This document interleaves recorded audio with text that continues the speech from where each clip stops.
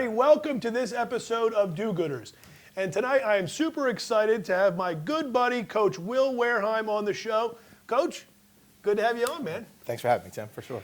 So let's kind of start, a little bio, kind of start where it all began. I know you were born at a very young age.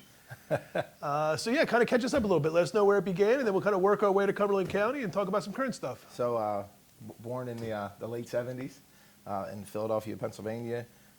Very soon after, probably around the age 5 or 6, moved to Cape May County, down in South Jersey. Family owned a business down there, my grandparents. We lived in a little town called the Villas. I don't know how familiar you are with it, but you know, very, very blue collar town, to put it mildly. Grew up kind of quick, you know, but sports kind of, you know, played a big role in my life. Fell in love with the game of basketball and kind of never looked back. So basketball has kind of been a theme throughout your life, right? Yeah, absolutely. So, you know, even to where I'm at today, you know, you're well aware that, you know, my coaching background, you know, right now I'm currently the head coach at Wareheim High School. Prior to that, I was the head coach at Wildwood Catholic Academy. Prior to that, I was like a collegiate coach for about 11 years, a few different schools. Actually, my collegiate coaching career started right here at Cumberland County College on this campus. And it just kind of catapulted to where I was able to meet a bunch of different people in the industry, and they provided me opportunities to kind of grow, and, you know, bring it back here to Vineland has been great. Now, we kind of glossed over some stuff, so take us back a little bit. Before you got into coaching, after high school, what was your journey like? So, you know, like I said, sports played an integral part of my life. Really, like, fell in love again with the game of basketball, and it introduced me to a gentleman who I knew for a really long time. I had no idea he was a military recruiter.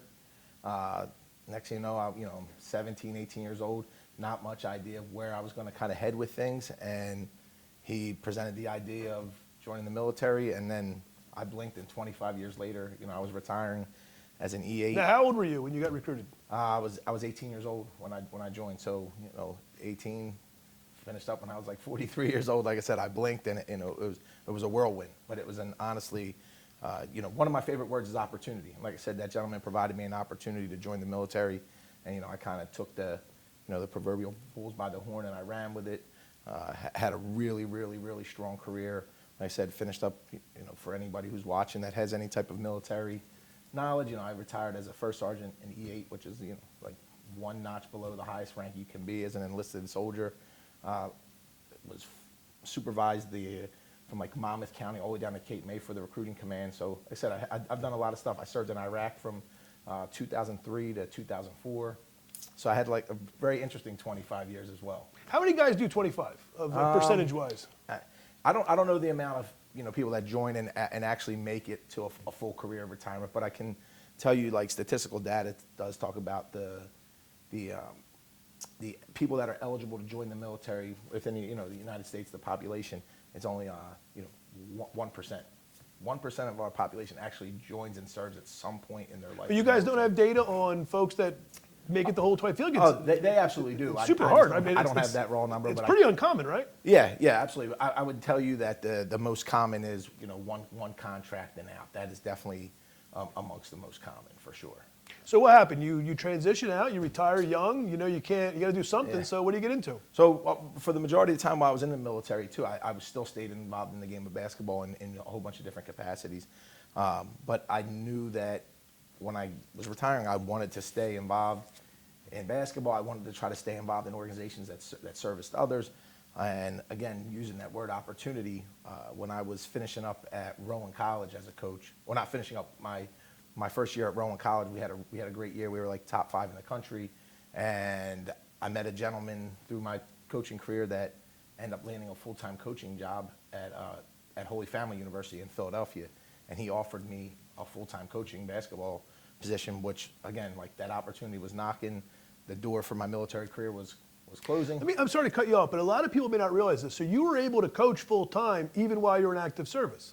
So full-time, yes. If you're a dedicated coach, I mean, it's a full-time job with, you know. I'm talking more about how a lot of people may not realize that you're able to balance. A career in the military can be like any other 9 to 5, right? You still have free time and a life, and so you can pursue other interests. Again, if you talk to anybody who's been in the military, and that's exactly how it is, you know, I think we get the illusion in our head that you watch, military movies and stuff, and it's military from the time you wake up until you time to go to bed, and then wake up and do it all over again. But while you're there, it's absolutely that. It's a job. The hours may vary, so you may wake up in the morning and 6:30, go to do your physical training, go back home, shower, go to your office and perform whatever your military duty is for the day from 9 to 12, go on lunch 1 to 5, come back, and you're off for the day. It's very, very similar to any other career out there. Obviously, a lot bigger obligations. You're playing for a lot bigger, Sure. consequences, but absolutely. If there are kids out there or folks out there that might be considering a career in the military, what would you say? I would tell you, you can never go wrong. It's never going to hurt you. It may not be something that you could do for 20, 25 years, but the morals and values that it's going to instill in you are something that will last a lifetime. So the Army has a whole bunch of acronyms and stuff like that, and one of their biggest things that they have is like the Army values, warrior ethos, soldier's creed, and some of those things. Like they try to, really pump that into you, instill that in you for your entire time while you're in the service. And I mean, to this day, I could tell you what the 7 Army values are. But one of the things that you talk about all the time throughout your career in the service is, which one means the most to you or kind of defines you. And the one that always sticks out to me, and I think about it a lot, especially when we're talking about, your podcast for do-gooders, Ticks for Good. There's an S is one of the letters, and it's our selfless service, right? It's always about, making your career about the guy to the right and left you. It's never always about you. So selfless services have probably always been my favorite and probably stuck out to me the most over my career. I feel like the military was probably great preparation for a career in coaching, right?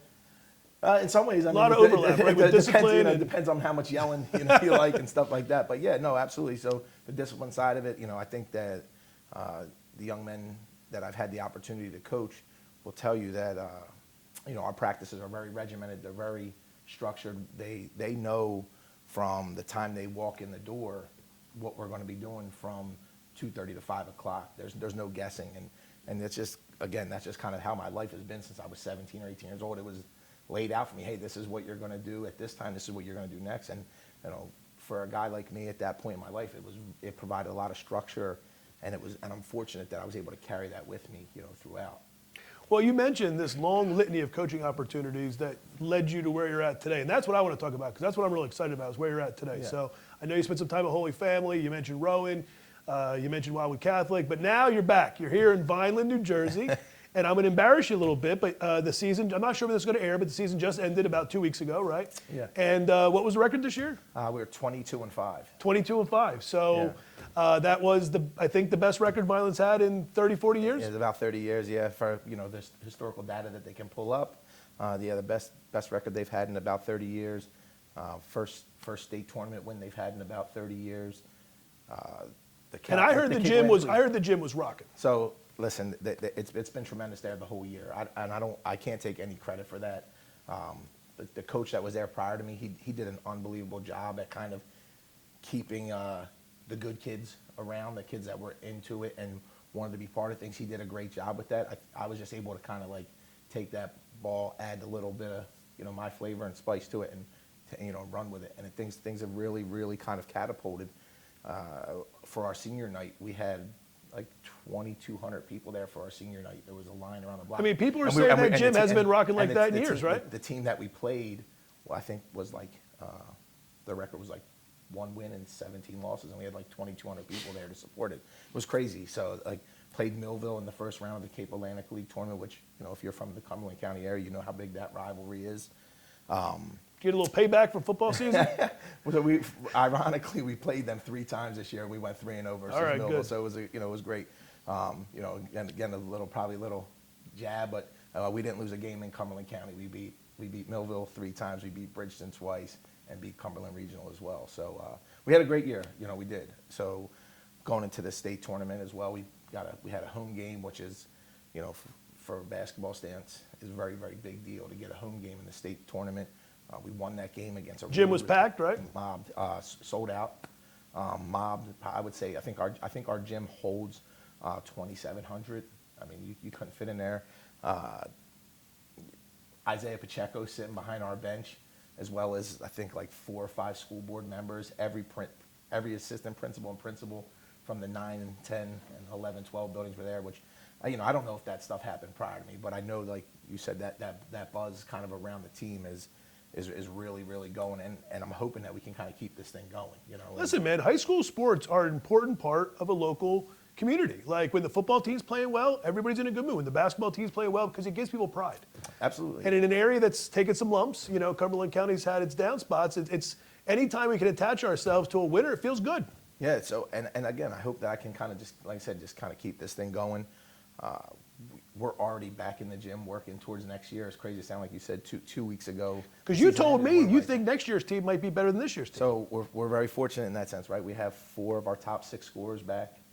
We had 2 players make a second team all-press area, and one of our kids was we just found out yesterday he named to the all-South Jersey team, which I don't know who the last kid would be from Vineland High to do that. Which That's is incredible. You're talking about he's one of the 15 best players from Trenton to Cape God, May. how many high schools is that? Yeah, I wish I knew. Dozens, It's a big, maybe 100? No, hundreds, absolutely in the hundreds, yeah. But for a kid like that to have that, have that opportunity to be in that company, is great, and I'm really, really fortunate and blessed to have an opportunity to be in that kid's life. Now, when you look at the success you guys had this year, and you had to kind of attribute, how much of it was talent, how much was culture? A lot of it was talent. The culture piece is kind of being built by day by day. I think next year, when I took the position, if somebody told me that we would have been that successful, I would have shook my head and thought they were crazy, just because kind of knowing, I coached against Vineland last year, knowing kind of what that culture there was, that winning mindset. I knew they had some kids that were talented, but I just didn't know knowing how to win is as big as anything else. So when I got there, like I said, if you would have told me that we would be 22-5 at the end of the season, I would have been like, no chance. That is just not going to happen. But as each day went, I was like, man, this group is a special group of kids, and I probably had a preconceived notion of walking into something a lot different than what it was. And every single day, I just kept saying to the assistant coaches, like, these are really, really good kids. These kids are great. This is unbelievable. And for probably the first, month and a half of the season, they couldn't get enough, right? They were like, this is great. They were like, we're doing all these things that we've never done before. But by by month 2, they were like, this guy's out of his mind. He's still going crazy every day. And we're 18-1 right now. Like, what's this? But I try to tell them, it doesn't just happen overnight. Like, it has to be. It's not a sometimes thing, right? Try to give them like that Vince Lombardi speech. It's winning isn't a sometimes thing. It's an all the time thing. And unfortunately, so is losing. So if you start to accept losing, you forget where it came from. And we kind of really, really tried to embed that daily into their heads. And they were great. Like I said, they were great. The last few years for me coaching, that would be like in, say, like mid to late February, I would take off from a practice, and I would just tell the assistant coaches, they're done hearing me. My voice was no longer getting through to them. I didn't do that this year. And it had nothing to do with the wins and losses. Like I said, it really had more so to do with those kids and how much they really, really wanted to get better and really, really wanted to do something special. Is there some truth in the old saying that kids crave discipline, don't they? Don't they want structure? They do. And, I'll refrain from saying what kid it was on the team, but he's one of our better players. I met his mom for the first time after one of the games, and I said, hey, I just want to tell you, your son, and I wasn't making this up to her by any means because she was the one in front of me. I said, your son is absolutely one of the most respectful and well-mannered kids I've ever met. Take basketball aside, because he's got this kid, the kid I'm talking about has potential. It's off the charts. And I'm going to paraphrase a little bit. She said, Coach, a lot of discipline in my house. Yeah. But like he gets it. The kid, he was great, and the other kids, they want to be good kids too. I don't think anybody decides they're going to wake up one day and be a knucklehead. But those kids that we had there this year at Vineland High were great, and I think there's a good group right behind them. Our JV team was very good. Our freshman team was very good. For the first time for me ever, I was in a situation where I had to cut kids. at the collegiate level, you recruit who you want. Kids don't just show up and Yeah, sure. you have to cut them. It doesn't work that way. You recruit your team. Is that the toughest part of the job? Well, in Wildwood Catholic, right? We would. You guys were desperate to Right, find 15, like, right? Again, it was very similar to college situation. I had to recruit every basketball kid I could possibly get. Vineland, we had 92 kids show up for tryouts between freshmen and varsity. Wow. And at best, you can keep 45, 15 on each team. So to try to figure out a way to cut 45, 47 kids was really, really tough. And I'll be the first one to tell you, we probably let some kids go that were better than a kid that we kept. You just don't have enough time. I'm not to sure see where, them. but somewhere out there, there's a guy who cut Michael Jordan his sophomore year, right? So hopefully you're not that guy. No, absolutely. But I just think that there's the opportunity for those kids. Just that window was so tight. But the group that we had, tremendous. I'm looking forward to what we have in the future with these guys. Like I said, we're already back in the gym. They're lifting 4 days a week. They're playing 2 nights a week in an open gym setting, and we'll play in some different showcase events throughout the summer. So I really, really think we can do something special here. I want to talk to you a little bit about after basketball, because the reality is the vast majority of these kids aren't going to play basketball organized after high school, right? So how much responsibility do you feel to really get these kids ready for, not just to win on the court, but how they're going to win after basketball, after high school? I shoulder a big piece. I shoulder a big piece of that. When we talk in our practices, we tell our guys, like, by a show of hands, how many of you guys want to play college basketball? Very fortunate that with myself coaching at the collegiate level, I can talk to them very frank about that. And just say, hey, there's if you want to go. It's an incredibly small percentage, it's super right? small, and you tell them, like, hey, if you're willing to, and like a lot of other things out there, college has become a business. So, if there's a kid that wants to be on a college basketball team and he's okay with taking on the role of just being on the team, somebody will let him be on the team. He's going to pay $60,000 a year, but you have to know that you're probably never, realistically, you're not going to play. So we kind of have those hard conversations with them, but we do tell them, like, hey, you can take this opportunity, take what we're teaching you here, from how to manage your day, time management, a little bit of, interpersonal skills, how to interact with adults. And that's one of the greatest things that I thought was a representation of what we were doing with this group of kids this year. Was it wasn't just that we were winning.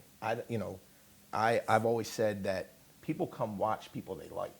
Yeah, sure. Like, we could have been undefeated, and if our basketball team were the 12 biggest knuckleheads in the school, not the students aren't going to come. Great point. And the administration, they're surely not going to come if they're driving them up a wall for 6 or 7 hours out of the day. And I thought that administration being there and that student, the students being there to support was just a reflection of how well these kids were liked. And I told them, you could take that charisma and take your personality and leverage that far more than you ever could basketball wise, far more. And we tell our guys, you can take these these tidbits, these little bit of skills that you're learning here, basketball aside, and you can really, really find some success with it. And when I say we, I talk about, like, myself and the guys that I've coached with over the last few years at the high school level. We've been very successful at helping our basketball players get to college rosters. But every kid that graduated the last 3 years that we were at Wildwood Catholic all went on to college, whether it was to play or not. Is that right? They went on to play. And one of the stories I talk about is, and I don't know, if you know who John Giannini is, Dr. John Giannini. He was the head coach at LaSalle. He coached in that 2 national championship teams at Rowan. He's kind of a, maybe for a lack of better words, a legend in the Philadelphia basketball coaching world. And I've had an opportunity to talk with him a couple different times, and he told me the story. So when he won the national championship at Rowan, his first Division I job was at Maine University. And he coached there for a few years, had some success, and then he got hired at LaSalle. And then when he took his first year, his LaSalle team was playing at Maine. And he had one of his former players come in with a briefcase. And, he's talking to the players, and the former player says, hey, have you guys ever seen $1 million? And these 19-year-old kid, 20-year-old kid, they're like, oh man, this dude's gonna crack open the briefcase, and you think it's gonna be like a movie, and bands of hundreds across. And the guy cracks it open, and he shows his college his degree. And he said over the course of a lifetime, it's a fact that a college graduate will make $1 million more than somebody who doesn't. Now, listen, Did the kid do that on his own, or did the coach put him up to it?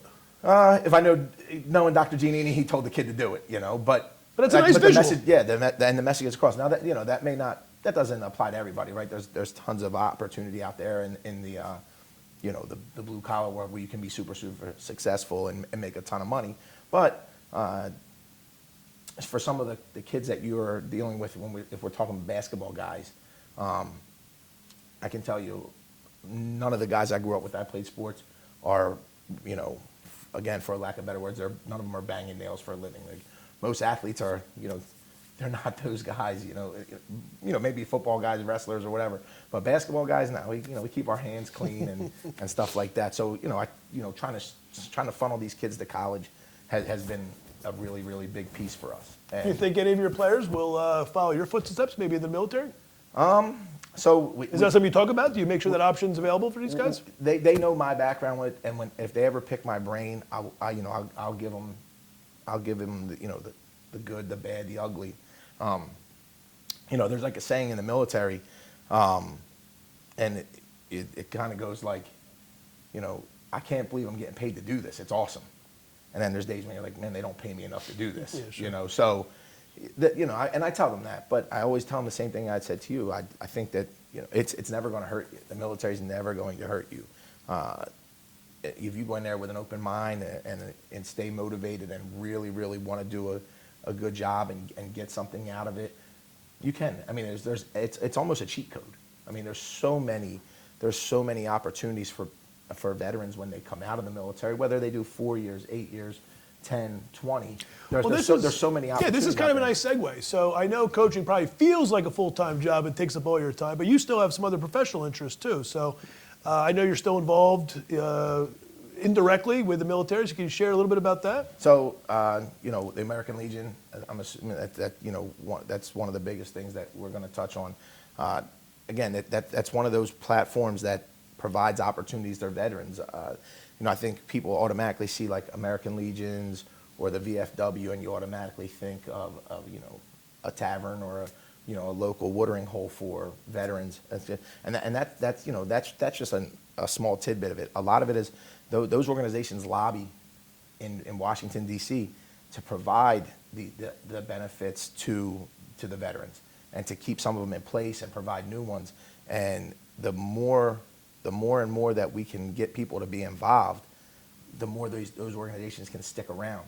I think if you get to be our age, you start to see a lot of those places kind of dying down. People don't stay involved as much as they would in the past. I think there's this is just my personal opinion. I think there's a lot of veterans out there that don't stay engaged with that stuff and realize how important it is. And without those veterans staying involved, those things will go away. And then eventually, slowly but surely, so will your veterans benefits, whether it be the Veterans Affairs, the support that comes from there, or VA home loans and so forth. Eventually, those things will go away if we don't keep people fighting on our behalf for it. It will eventually go away like anything else. So now I can feel good about all those beers I buy at the American Legion. It's actually doing some good. Small. There piece, you heard it here first, folks. If you got to get drunk, do it at American Legion. No, all kidding aside. Small piece. Will's being modest. He's the backbone of a local American Legion here in South Jersey, and his effort doesn't go unnoticed. And these organizations are super important because it's incumbent upon all of us to say thank you to these guys who, in this case, have given 25 years of service. Wow, but it doesn't matter if it's 25 years or 4 years or 1 year. We all have a debt to pay. So I know Will would like you to consider supporting the American Legion. Absolutely. Also, time for plugs, right? We've got Violent Boys Basketball on the platform at ticksforgood.org. So this is the part where we kind of let you know how you can get involved and support some of these organizations. I would tell everybody to go to ticksforgood.org. We're currently giving away tickets to a FIFA World Cup soccer match. We're also doing our annual Disney trip giveaway. So if you'd like to win one of these prizes, if you want to win 4 tickets to a World Cup match or 6 days, 5 nights for a family of 5 at Disney, go to ticksforgood.org. And I would suggest considering having your donation support American Legion Post 270 right here in South Jersey, or the Violent Boys basketball team. Lord knows he needs the money, right? You guys could probably spend all kinds of money, and now that we've got a winner, it's a little more fun to support that team. So, Coach, you're really building something the whole community can be proud of. Again, I want to thank you for all your service and just being a great example in our community. And I want to thank you for having you on, man. I appreciate it. I really appreciate you having me, Tim, and just want to say thank you for put a platform like this together for organizations like you said, like the American Legion, Violent Boys Basketball, and so many others. You're giving. And we've got lots of other veteran service Absolutely. organizations out there too. So get involved, folks. Say thanks to a vet. And if you live here in Cumberland County next season, come out to a Violent Boys basketball game. It's a great environment, man. Unfortunately, I didn't get a chance to come out to a game this year, but everybody I talked to said it was just electric. The place was rocking. And that kind of stuff spreads to the whole community. Yeah, When you have a winner, everybody feels like they're part of that winner. So keep up the good job, man. Appreciate it. All right, folks, thanks a lot. Ticksforgood.org. Check out Violent Boys Basketball and the American Legion. Thank you so much to Coach Will Wareheim.